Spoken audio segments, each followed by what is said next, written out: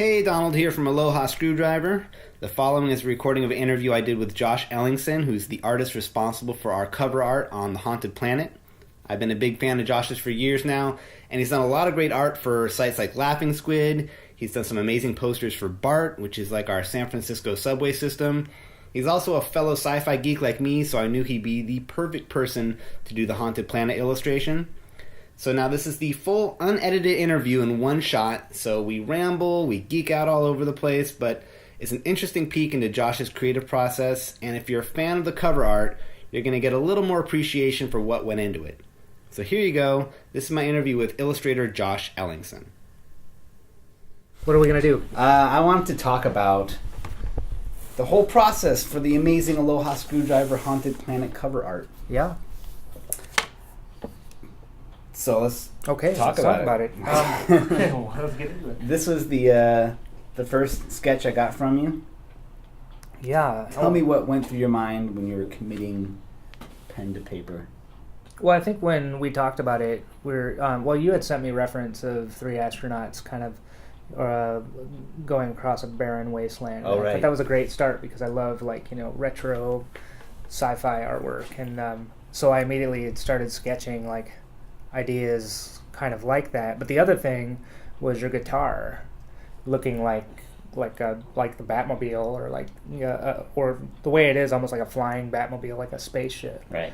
And then so every sketch that I made kind of had a version of that ship, like in maybe a barren planet or something like that. And then you guys as astronauts exploring the surface or whatever. And then in this one that we're looking at, I thought it would be nice to add some drama that one of the group has been infected or is turning, has become space sick, and is kind of, he's turning into a green skull or something, Right. So it was almost like a pulp novel approach, and that's the thing, is it kind of kept getting more involved too, and so anyway, yeah, what you ended up with was like a whole movie in one in one drawing. But yeah, and then the sketch over here was this was just an idea for extra art in the CD case or a T-shirt design or something, and it's just a top view of the guitar flying through space. Awesome. Yeah. And there's even the little faint glimmer of the fretboard here. It looks almost. Yeah, I was it's almost the fretboard is trails, it's kind of abstracted out. But then you, I think you suggested that we could crash land because I think I did a bunch of sketches, and one of them, I think the very first one I did had the spaceship crash landed, right. And then in this one I showed. Oh, yeah, we're zipping through them. That might have been right before. Yeah, no, that was the very next one. Yeah, I got sketch 2. Because the sketch 2 has it landed safely, but now we see biodomes, maybe there's a deserted city that's already been infected or something. Right, because I remember the other thing that I was kind of hoping for was a westerny vibe to it. So if there was a ghost town there, and I think you'd come up with this as the biodome ghost town. Yeah. Yeah, you could kind of see, you can make out more of the buildings, maybe they looked a little more old-timey or a saloon.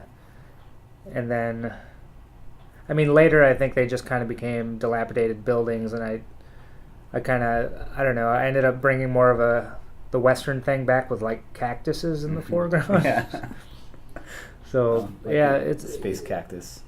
Yeah, okay, right away. This was then after Let's Do It, where the ship has crash landed to add even more drama. And then I've introduced the cactuses in this one. And then your comment was you didn't want the guy completely turning into a skeleton. I was feeling bad for Steve. Right. The space ghost had already ripped the flesh off of his face. That there was also just the continuity. If we were going to be performing in front of people, we had to have some kind of. You had to have a living member. How did he live after being? That's true. Destroyed by the ghost. We also all have kids, so I also imagine his 3-year-old son just looking at the cover and seeing his dad faceless, and Right. as awesome as that would have been, Right. For us, It might have for freaked him, him out. it might have freaked him out. Yeah, yeah. Dad, So, why is your face gone? Here we have a plausible Right. escape from the space molesting. Yeah, like you know, the swirl of some like amorphous cloud alien. Maybe it's a virus. Maybe it's a ghost. It's a phantasm. It's a haunting.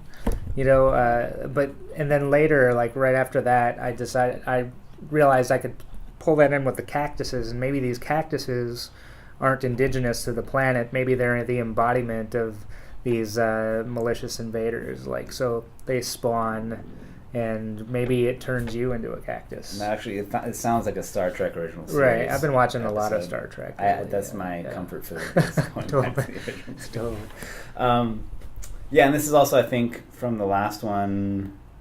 This is when we've got the ship crash landed now. Too, Yeah, right? so well, that's just good because you can see more of the top. It looks more like your guitar. Yeah. You know, and it puts them in a little more trouble.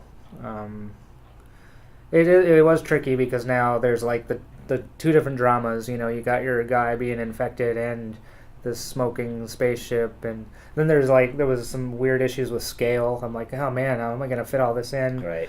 And Well, I remember being really paranoid too that we were like, I wanted to keep it square for the cover art. right. And then I realized, wait, it doesn't have to be perfectly square. The fact Square. that we're going more landscape is actually going to help give us... Top and bottom. Yeah. Yeah. Right. Yeah. Which I don't know how if your designer has messed with it yet or whatever, but yeah, I think it'll look good when it's on your cover. And Yeah. then so the next one, right, was even fleshing that out more, and I realized, look, this was looking good, but like it was. I felt like there needed to be more of a path going from the ship kind of towards the infected bandmate. Right. So like after I showed you this, I was like, no, I think you guys need to be emerging from somewhere else, and, Right. and also that helped. I created a crater that you were all crawling out of, Right. which That was- really helped spatially, and I think added a lot. But here also is, I think, the first time where you can kind of see like the caricatures of us Oh, right. develop a little bit more. Right. Too. Yeah, you guys were like smiley faces for a little while there, And you've got Grant checking his space iPhone. out with his sunglasses Yeah, on. right. Right. And then here's the crater. Right, and so now it's really cinematic, and see, you guys are busy struggling getting out of the crater. You can't really help them yet, but then you've got your ray gun, Right. which was nice to be able to bring into it. And also good for us because we actually have our ray gun battles. So Right, that's awesome. Another good tie-in for anyone who sees us. Mhm. And Yeah, and I think even still here, I hadn't decided or I hadn't figured out that it was going to be the haunting was going to be coming from the cacti. I think it was still like, I don't know, it's just going to be a tornado of evil. I don't know what it's going to be. yeah, And then, but it's cool also how we're spread out a little bit more. I think from like previous versions, yeah, right? Because I think you were having the problem of us being all kind of close together, and we're a little bit it's a Yeah. little bit more dramatic how we're popping yeah, out. it's just like a graphic design problem. You know, it's just like if you guys are all clustered in the front like there, it's nice that you all have equal weight and that you can kind of recognize who everybody is, but it's hard to tell a story if in one row. It's almost like a weird like a I don't know. It was just competing. So this is better this way. We've got small, medium, and big. Also, I think this is the first one where we've changed out Grant versus Steve getting infected with the right. space virus. Trying to remember why I decided that. I think it's great because he got his Oh yeah, well that sunglasses was popping you off. liked the joke that he had his sunglasses on, and I Right. thought that was good too, so I put him in the front. Plus, I think Steve is pretty recognizable, even small, with this weird little Right. tuft of hair, and so I think. I don't know how well these look like you guys. I mean, I've only met you. I haven't met the other dudes, and I was going through some reference to Right. kind of get it, but No, I think you hopefully got they're okay with it. Yeah. Yeah. it. Cool. I think you can definitely tell us apart. All right. All right, so here's the first color version. Right. So okay, so now I'm working in Illustrator. Like the other versions were mostly just sketched digitally on my Cintiq tablet thing, and now I've laid in all the line art and the color, and what can I say about this? I was really just trying to find a good bright color contrast that was otherworldly, and I knew I wanted green, and I really wanted it to pop in front, and so I just kind of picked a really contrasty palette, and I wanted the spaceship to be black and orange still, like your guitar is. So, there were already things that needed to be those colors. Right. And then it was a matter of kind of creating depth with the different shades to kind of create that crater, and I don't know. I got pretty excited when I saw this one. Sweet. Also, I have to say, I know it's because partially it's my own guitar, but I love the detail and Cool. attention you gave the guitar ship. Cool. I'm glad. I think I did that. I rendered that first. That was the first thing. Yeah. Because it looked like, it was going to need to be technically close. Okay, so this is like... So this is the final, I think. Oh, this is it. Yeah, this is the one. This is with all the extra detail. Yep, all little, even got little badges or patches on, and you've got the cacti or squirting textury little bits, and there's some stars. It's funny how... like stars add so much depth, absolutely. And they're just little dots. Like for whatever reason, if you look at this one versus the other one, like it's just so much. Like your brain is just so used to seeing stars as being far away that as soon as you put them in there, it kind of, I don't know. To me, it finishes it. Yeah, and I even got like the reflection. I think. Yeah, I tried to put some reflection. You can see the little extra details in the the haunted decrepit town. The town in the background. And I also love the little kind of brush stroke looking detail and the swoopy ghost. Yeah, I like doing that, especially when everything, when you do vector stuff, like things tend to get really kind of flat, and which can be cool, but it is nice to have a little bit of texture. I don't like to go hog wild with texture, but if it helps tell the story, like evil pollen or whatever, then that's cool. This is fun, man. I mean, I gave you guys, I don't know if your little patches are an A and an S. Yeah, no, actually, I feel like I've just noticed that at this time looking at it with you. I want it to be kind of chunky and, like maybe you don't even know. Like it's just an afterthought. What